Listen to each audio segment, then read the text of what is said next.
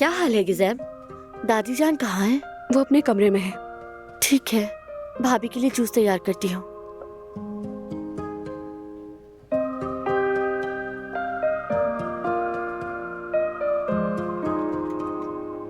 गिज़ैब, fridge में orange खत्म हो गए तो मेहरबानी करके स्टोर रूम से ले आओ। गोश्त मैं काट लेती हूँ। ठीक है, अभी ले आती हूँ।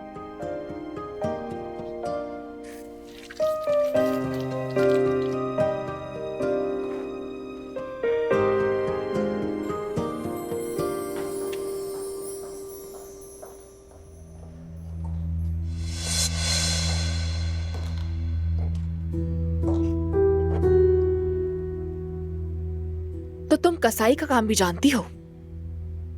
कसाब भी हो, बावर्ची भी हो, सफाई करने वाली भी हो।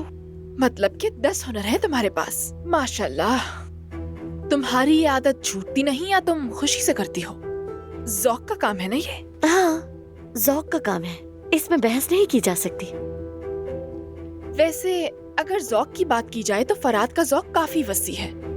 उसकी एक पुरानी महबूबा थी जिसका नाम शबनम था, और तुम जानती हो वो तुम्हारी तरह गोश्त नहीं काटती थी।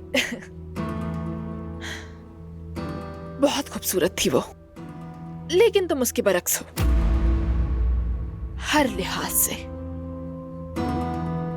तालीम याफ्ता, अमीर, कामयाब, ये समझो कि शानदार लड़की थी, बहुत शानदार।